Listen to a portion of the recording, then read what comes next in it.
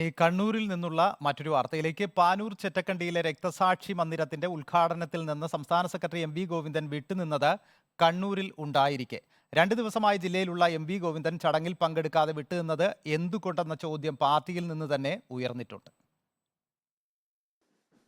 പ്രചരണ ബോർഡുകളിലും ബാനറിലും സ്മാരക മന്ദിരത്തിന്റെ ശിലാഫലകത്തിലും ചെറ്റക്കണ്ടി രക്തസാക്ഷി സ്മാരക മന്ദിരത്തിന്റെ ഉദ്ഘാടകൻ CPIM സംസ്ഥാന സെക്രട്ടറി എം വി ഗോവിന്ദൻ. പക്ഷേ സ്മാരക മന്ദിരം ഉദ്ഘാടനം ചെയ്തത് പാർട്ടി ജില്ലാ സെക്രട്ടറി MV ജയരാജനാണ്. എന്തുകൊണ്ട് നേരത്തെ ഉദ്ഘാടകനായി നിശ്ചയിച്ച പാർട്ടി സെക്രട്ടറി പരിപാടിയിൽ പങ്കെടുത്തില്ല? ജില്ലയിൽ ഉണ്ടായിട്ടും മറ്റു പരിപാടികളൊന്നും ഇല്ലാതിരുന്നിട്ടും MV ഗോവിന്ദൻ എന്തുകൊണ്ട് സ്മാരക മന്ദിരത്തിന്റെ ഉദ്ഘാടനത്തിനെത്തിയില്ല? ഇത് ശ്രദ്ധേയമായ രാഷ്ട്രീയ ചർച്ചയായി മാറുകയാണ്.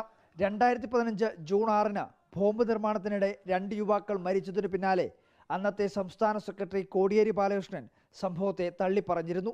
എന്നാൽ മൃതദേഹം ഏറ്റുവാങ്ങിയതും പാർട്ടി പതാക പുതപ്പിച്ചതും അന്നത്തെ ജില്ലാ സെക്രട്ടറി P ജയരാജനായിരുന്നു. പാനൂർ മുളിയാത്തോട് ബോംബ് സ്ഫോടനത്തെയും സ്മാരക നിർമ്മാണത്തെയും ചേർത്ത് പ്രതിപക്ഷം വിമർശനത്തിന് മൂർച്ച കൂട്ടുകയാണ്.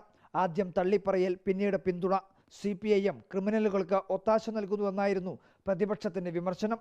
അതിനിടയിൽ ചെറ്റക്കണ്ടി രക്തസാക്ഷി മന്ദിരം പാർട്ടി സംസ്ഥാന സെക്രട്ടറി ഉദ്ഘാടനം ചെയ്യുന്നത് വിവാദമുണ്ടാക്കുമെന്ന ആശങ്കയിലാണ് MV ഗോവിന്ദന്റെ പിന്മാറ്റം.